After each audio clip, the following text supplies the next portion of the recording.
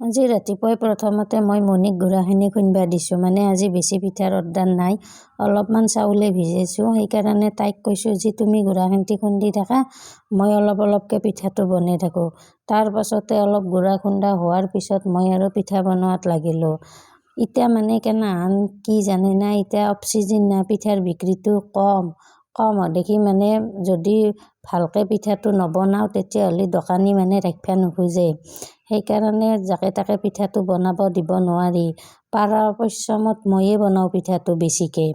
আপোনালোকে আৰু ভাবিব বাইদেৱে সদায় পিঠা বনাই থাকে, বেলেগ মানুহতো ৰাখিব পাৰে।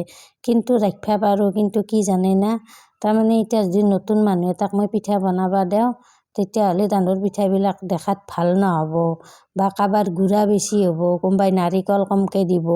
তেতিয়া কি হয়, পিঠাটোৰ কমপ্লেইন আহে, যিহেতু এতিয়া চিজন নহয় পিঠাৰ।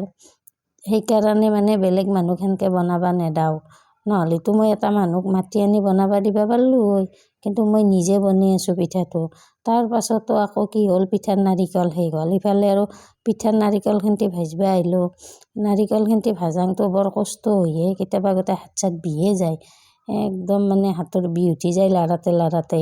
এহঁতক ইমান কওঁ বোলে নাৰিকল ভাজাটো শিকা, কোনেও মানে নাৰিকল ভাজাটো শিকিব নোখোজে। মানে চবখিনি অকলে ময়ে কৰিব লাগে। নাৰিকল ভাজাটো যদি আমি ভালকৈ নাভাজাওঁ তেতিয়াহ'লে পিঠাটো বেছি দিন নাথাকে না, সোনকাল বেয়া হয়।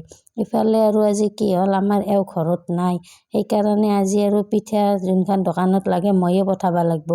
তাৰ পাছতে মই ল'ৰা এটাক ফোন কৰি মাতিলোঁ। মই বোলো আহচোন, এই পিঠাখিনি দিয়া হয়হি। এনেই মই পিঠা লাড়ুৰ পেকেট নকৰোঁ, মানে চিলাই নকৰোঁ, কেতিয়াবা মানে পেকেটত ভৰাই দিওঁ।